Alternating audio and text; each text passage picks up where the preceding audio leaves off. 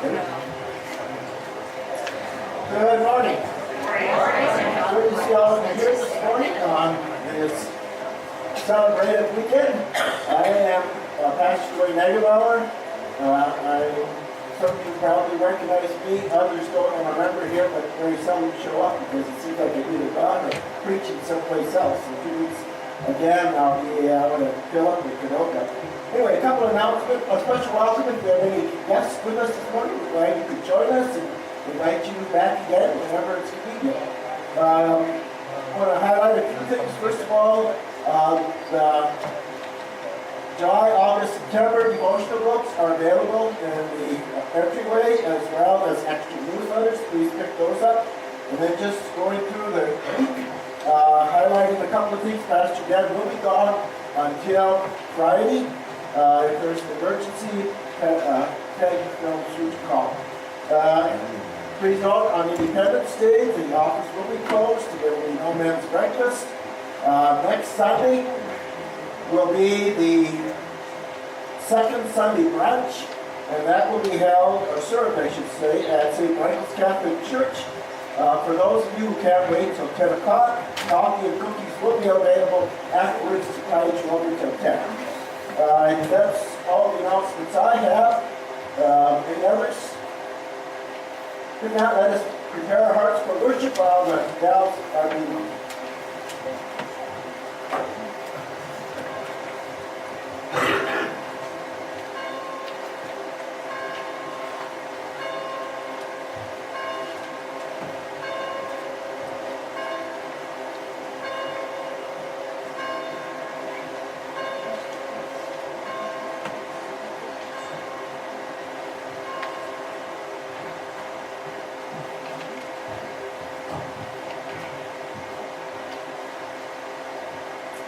In the name of the Father, and of the Son, and of the Holy Spirit. Amen. Almighty God, to whom all hearts are open, all desires known, and from whom no secrets are hid, cleanse the thoughts of our hearts by the inspiration of your Holy Spirit, that we may perfectly love you and worthily magnify your holy name, through Jesus Christ our Lord. Amen. Let us confess our sin in the presence of God and of one another.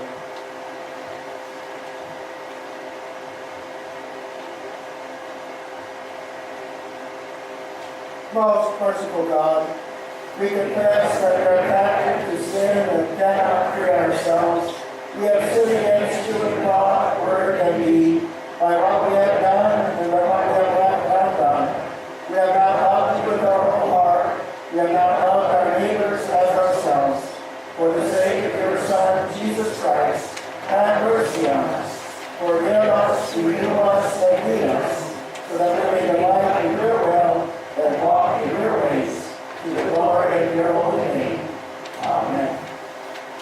In the mercy of Almighty God, Jesus Christ was given to die for us, and for his sake God forgives us all our sins. As a called and great minister of the Church of Christ, and by his authority, I therefore declare to you the entire forgiveness of all your sins. In the name of the Father, and of the Son, and of the Holy Spirit. Amen. Please rise and remain standing for the opening hymn. We share the peace first, the peace of Christ be with you always. Please share Christ's peace before we come. Well, let's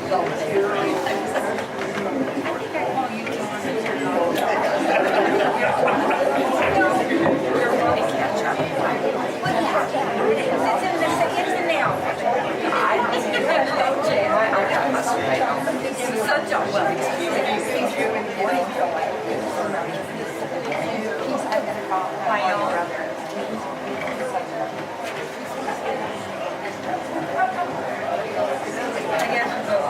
Our opening hymn is 888. Please remain standing. I think you see that on the stand.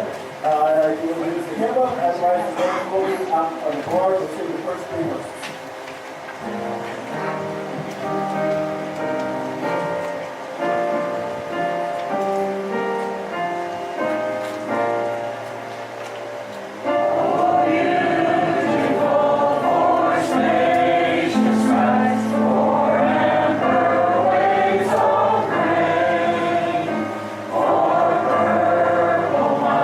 Mountains,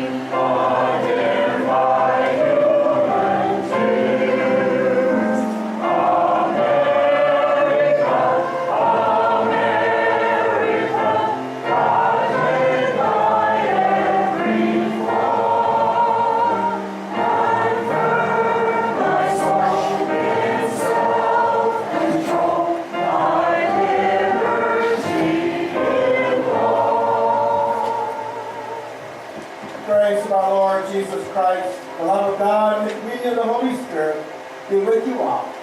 And also with you. Let us pray. Gracious God, you chose your servant David to lead your people as their king and to be the ancestor of our Uncle Son. As we read your word this summer, help us to worship you with joyful abandon and to have our hearts after your heart. Through Jesus Christ we pray. Amen. You may be seated.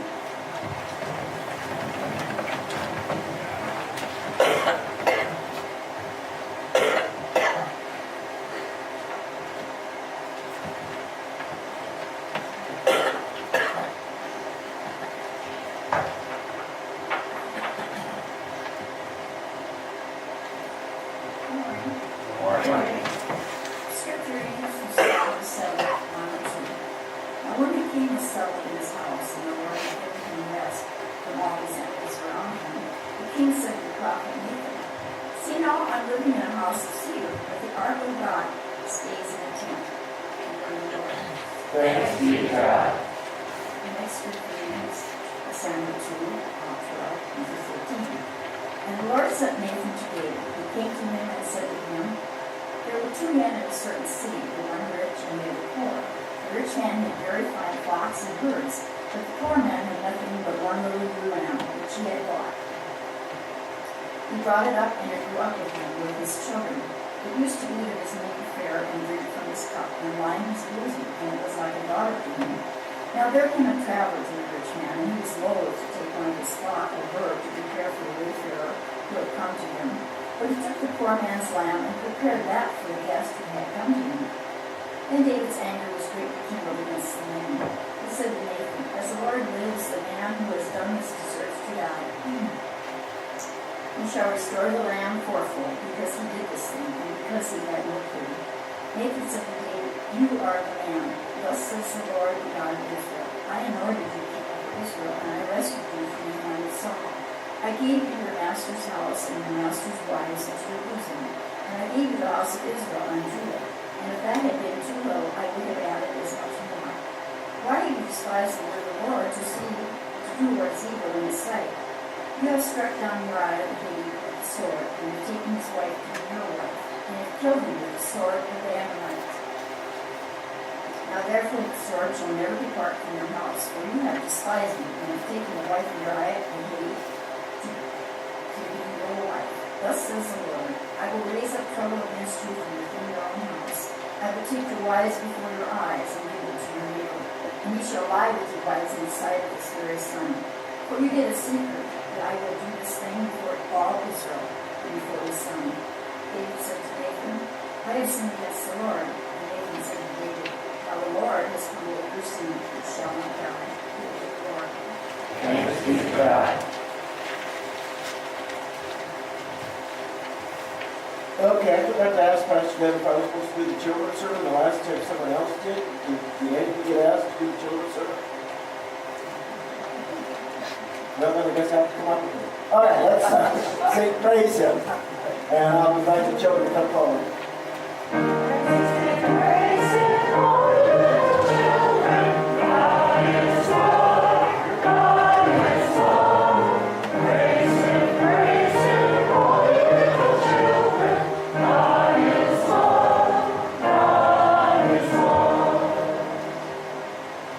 Just you.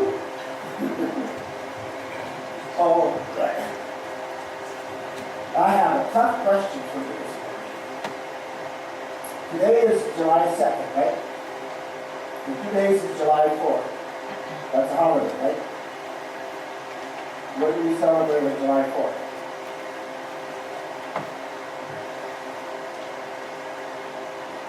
You know? It's our Independence Day, right? And there was a celebration yesterday on July 1st. And this one I know you won't get.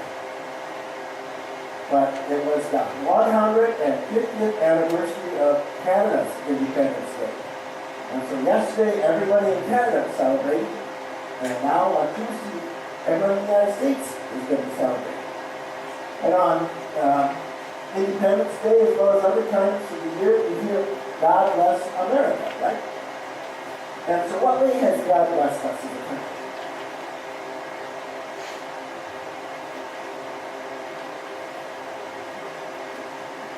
Given us all kinds of freedom, right? Freedom to worship, freedom to say what's on our mind without fear, freedom of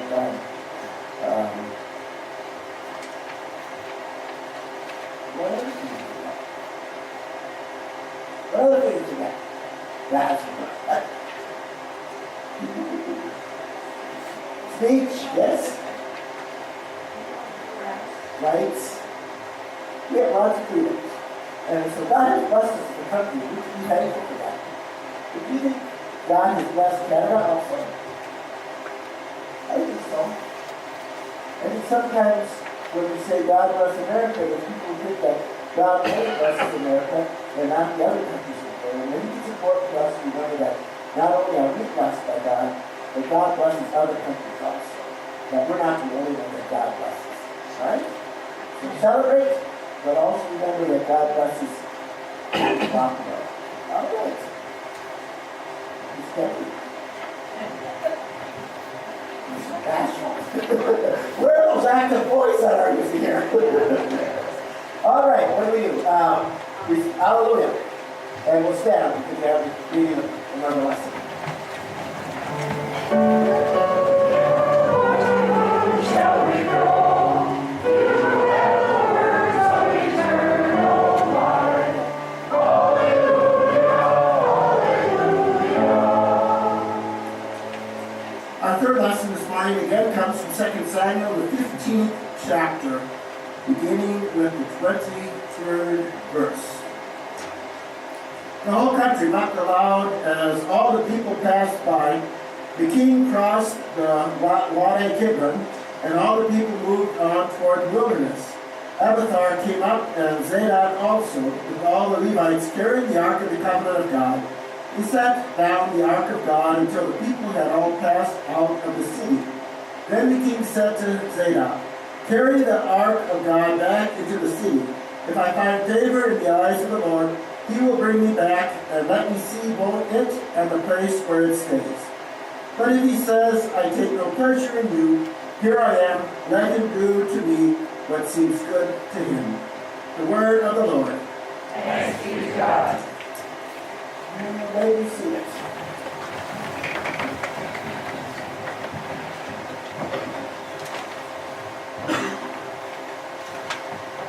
Grace be unto you and peace from God, our Creator, and our friend and precious Savior, Jesus Christ.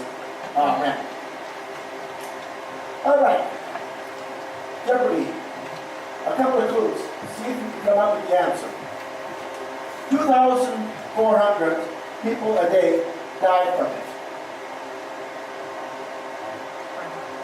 Heart disease. You only needed one clue. Heart disease. 80 million in the United States live with it. Heart disease is somewhat hereditary. Us Magavowers know that because we've had lots of our relatives die from heart attacks and other diseases. But a lot, I should say the huge increase in heart disease in the United States is caused by our diet and lack of exercise. And of course things that we could do to improve our heart health.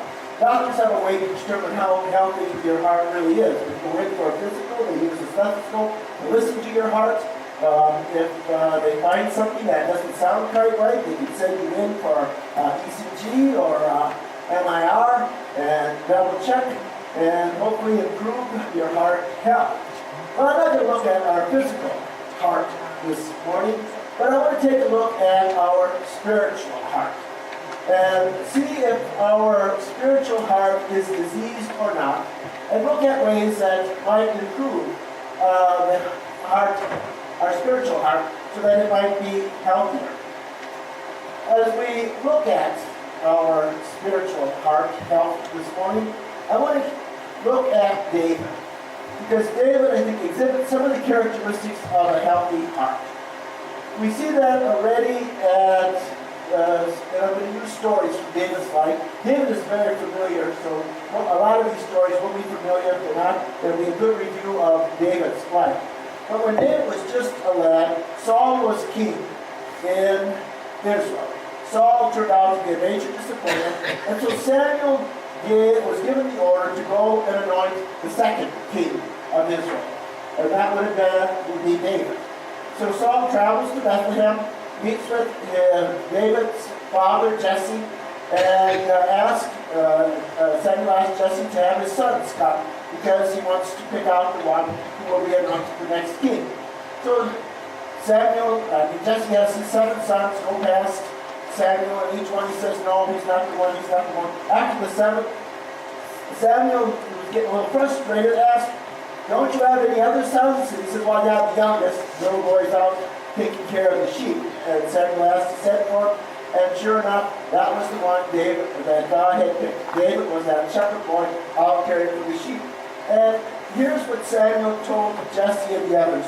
The Lord does not see as mortals see. They look on the outward appearance, but the Lord looks on the heart. And the Lord could look in David's heart and see that he had a spiritual heart that was healthy, and picked him to be the next king of Israel. So what are the characteristics? This morning we're going to look at 4 characteristics that were exhibited by David that give indication of a healthy heart. The first characteristic is a healthy heart is one that centers on the worship of God.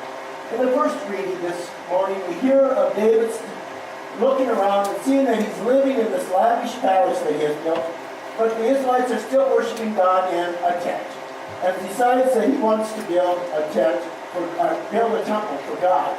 And of course, Nathan comes and says, go ahead and do it. But what happens is that night, Nathan has a vision from God, reminding Nathan that David was a warrior. He does not want David to build the temple. But instead, he promises David a dynasty that will go on. And because of that dynasty, Jesus becomes a descendant of David. He's called king, following the son of David. That was a promise that God gave to David. But David was not allowed exactly to build the temple. That was given to his son Solomon, who was a man of peace rather than a man of war. But that didn't keep David from exhibiting characteristics of worship. First of all, David designed the temple, and he helped build the instruments of music that was used in the temple, as well as the instruments for worship. But I think more important, David exhibited his desire for worship in the writing of the Psalms. The Psalms, as you look at the book of Psalms, the majority of the Psalms were attributed to David. The book of Psalms was their hymn book, similar to what we use for worship when we use our red hymn book. For the Jews, the hymn book was their book of Psalms. And so we see here again David exhibiting characteristics of worship when he wrote all these wonderful psalms that were used in worship. And so we look at our heart. How healthy is our heart? Is worship an important part of our week, or does it get pushed down to 11, 12, 13 on our to-do list? But even more than just a weekly worship, there is the daily participation in scripture reading and devotion that are part of worship. The daily giving praise and thanks to God for what God has done for us. And I believe even part of worship is being willing to reach out and love and serve our neighbor, to care for those in need. It can be exhibited as the part of worship. And so, how healthy is the worship part of our heart? The second characteristic that David exhibited was forgiveness. We had that long reading from 2 Samuel. I don't know if you remember the context of that, but let me back up.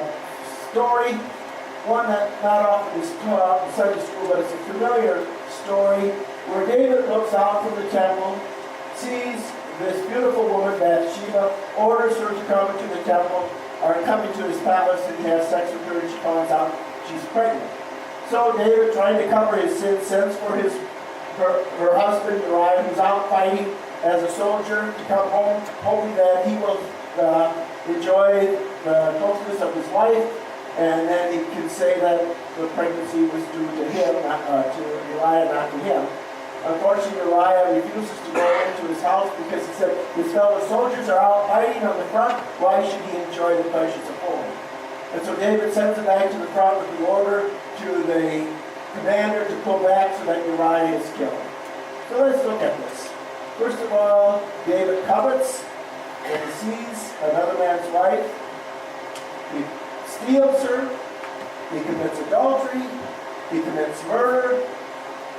And this is when Nathan comes and confronts David. What we look here is David was not perfect. When we talk about David and his spiritual heart, that doesn't mean that he lived a perfect life. He was a sinner. I still remember one of the first classes I took at Lutheran Seminary was in the Old Testament, the 5 books of Moses.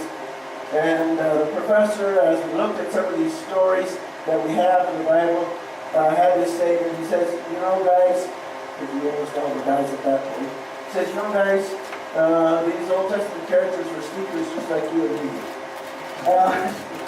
It reminds us, they weren't perfect. They did wrong. And David, of course, did his wrongs. But David's spiritual wellness was shown after Nathan had confronted him that he admits, he says, I have sinned against the Lord. That he admitted that he had done wrong. And with that, God said he would be forgiven. One of the greatest songs of repentance that we have in Scripture is Psalm 51. It's always used on Ash Wednesday. A great repentance song. David wrote this following this incident with Bathsheba.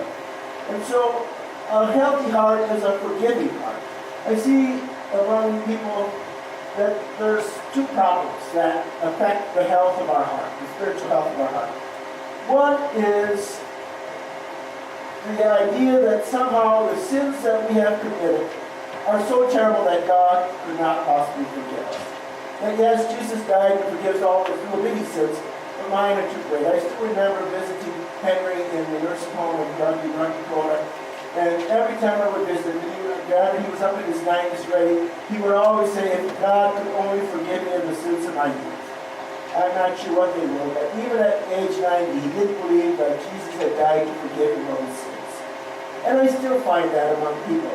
Well, God can't possibly forgive me of the abortion, or God can't possibly forgive me the way I treated my parents, or God can't possibly forgive me of my sexual indiscretions, or God couldn't possibly forgive me for what I've done. It's just too bad. Look at me. Adultery, murder, steal, coveting. He ran the gamut of the 10 Commandments. And yet, when he asked, repented of his sin, God forgave him. And that's true of us. That God forgives us of our sins if we repent of them. And a healthy heart knows of God's forgiveness. That Jesus died on the cross to forgive our sins. I think the second thing that I see happening is that if someone has wronged us in a very severe way, we have trouble forgiving that person. We want to seek revenge, to pay back, to get back at that person. Yesterday, my grandsons were watching this old Western, and I just happened to be there for one little segment of it. There was a man who came in. His friend had been killed by 4 men, and he had killed 3 of them. Now he's still going to kill the 4th one, and of course, if he watched it without right, hit the guy in the heart for killing. I'm not sure he received a lot of joy from killing 4 other men that killed his best friend. Yes, we want to seek revenge, and yet it really doesn't bring about healing. A healthy heart is one that's willing to forgive someone who has wronged us. That doesn't mean what the person did to us is right or correct. But what it does say is that I am not going to let that event control my life. I'm going to forgive him and turn his punishment over to God and let God do what God sees fit. And by willing to forgive others, we have a healthier heart and able to again experience healing in our own lives. And so the second characteristic of a healthy heart is one that knows of God's forgiveness and is willing to forgive others. The third characteristic of a healthy heart is one that trusts in God. David faced all kinds of suffering and hardship in life, starting when he was playing the harp in Saul's court when Saul tried to kill him, hiding out for a number of years while Saul was on his trail. Here now in this passage that I just read before the sermon, we hear of David having to flee Jerusalem because his son has started a coup against him. But when we hear these words, we hear words of trust. The Levites bring the Ark of the Covenant. They want to flee with David. David says, no, send it back. Let it go back into the city of Jerusalem where it belongs, to the place of worship. And then he says, if I find favor in the eyes of the Lord, he will bring me back and let me see both it and the place where it stays. But if he says, I take no pleasure in you, here I am, let him do to me what seems good to me. What we hear here is words of trust. That I trust in God, that God will be with me and do whatever God sees best. You know, we face times of difficulty in our own life. And what happens a lot of times when we face hardships in life, it becomes difficult to trust God. We sometimes think that God has abandoned us, that Jesus no longer loves us, that Jesus doesn't care for us, that Jesus doesn't hear our prayers.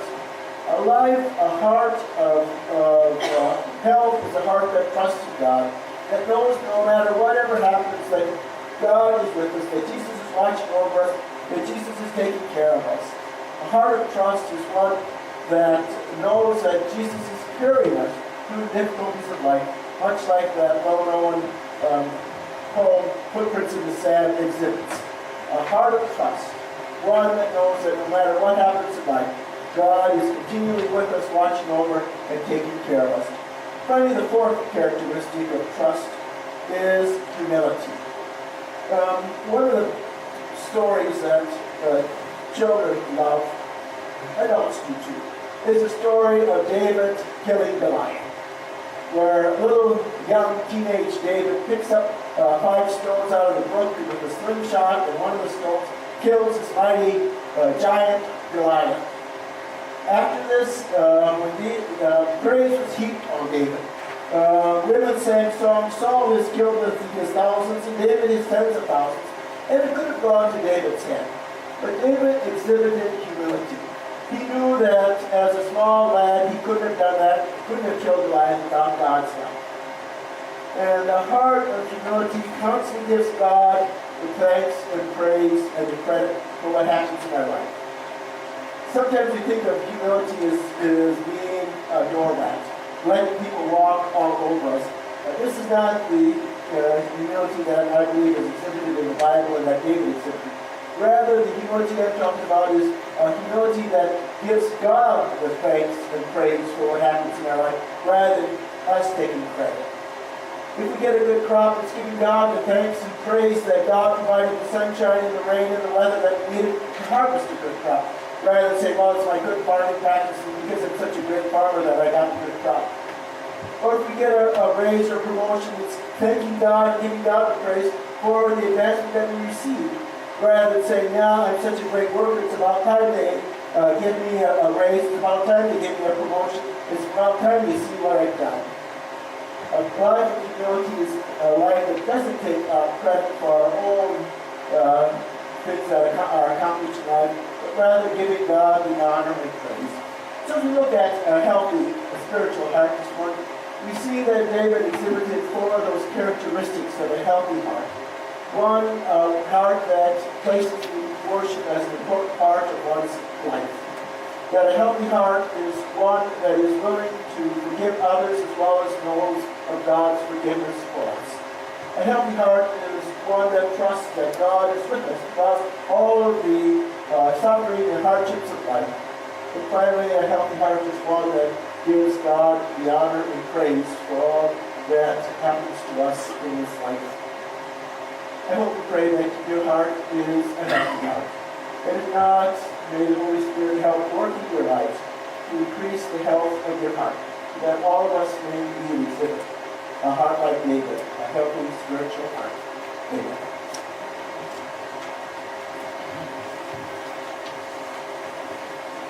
Our next hymn is one that is, I read a book that wasn't a dream hymn book, favorite of mine, Breathe on the Breath of God.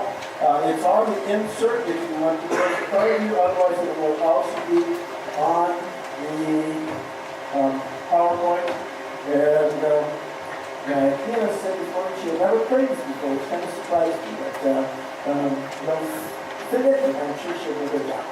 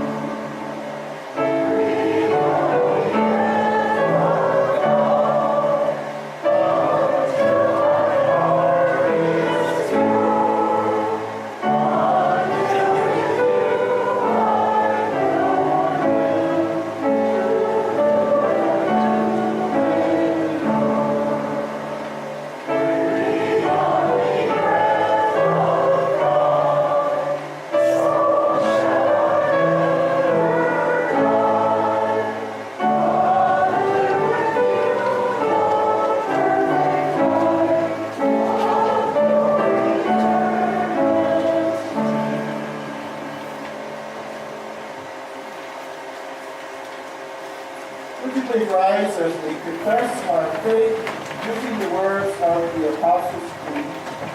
Yet, even the bulletin are up on the PowerPoint. I believe in God the Father Almighty, creator of heaven and earth. I believe in Jesus Christ, his only Son, our Lord. He was conceived by the power of the Holy Spirit and born of the Virgin Mary.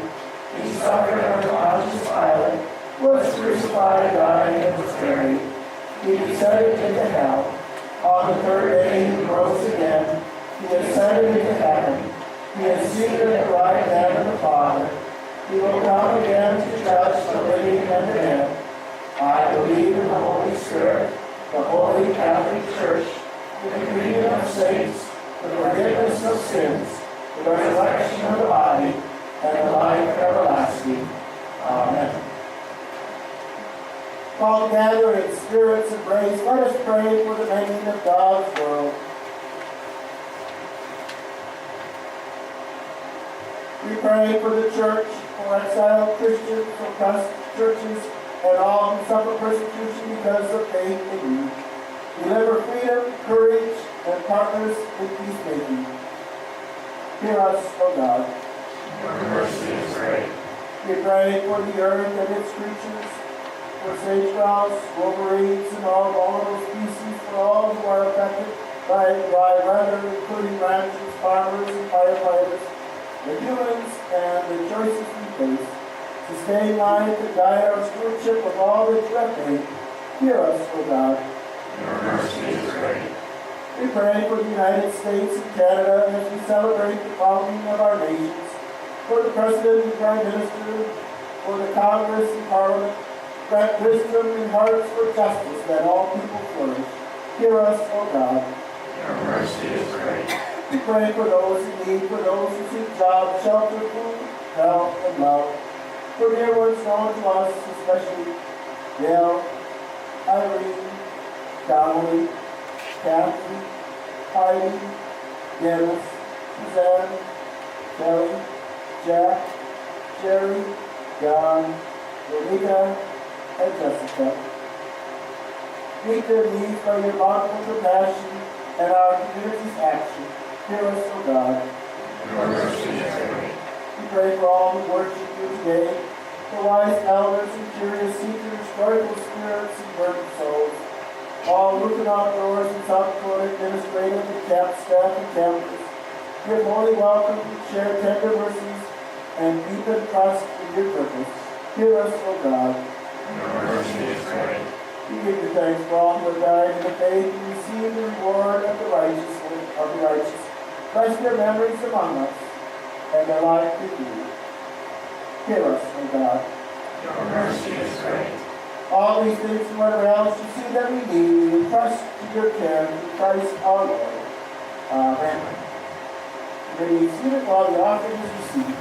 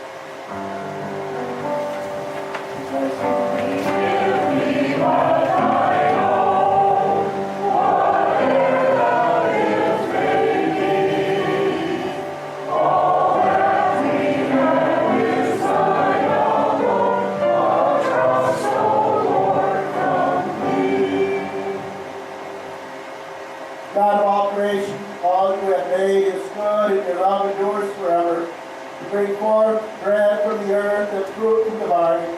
Nourish us with these gifts that we might be for the world signs of your gracious presence. In Jesus Christ, our Savior and Lord. Amen. Our Lord Jesus Christ, in the night in which he was betrayed, took bread, and when he had given thanks, he broke it and gave it to his disciples, saying, "Take and eat. This is my body, which is given for you. Do this in remembrance of me." Again, at the supper, he took the cup, and when he had given thanks, he gave it to his disciples, saying, "Drink ye all of it. This cup is the new covenant in my blood, which is shed for you and for all people, for the forgiveness of sins. Do this as often as you drink it, in remembrance of me." We pray together the prayer our Lord taught us to pray. Our Father, who art in heaven, hallowed be thy name. Thy kingdom come, thy will be done, on earth as it is in heaven. Give us this day our daily bread, and forgive us our trespasses, as we forgive those who trespass against us. And lead us not into temptation, but deliver us from evil. For thine is the kingdom, and the power, and the glory, forever and ever. Amen. You may be seated. Here at our Savior's, our table is open to all. Please come and join us. This is the Lord's meal, and the invitation is given to all believers.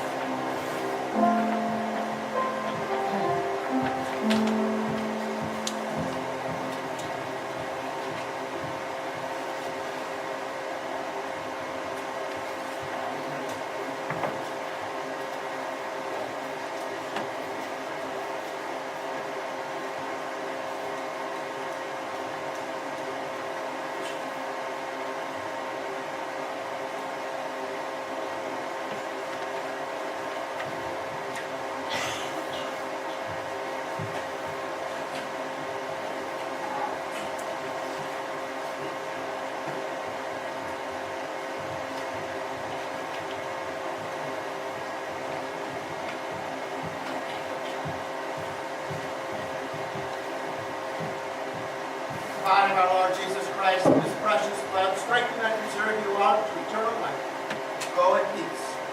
Amen.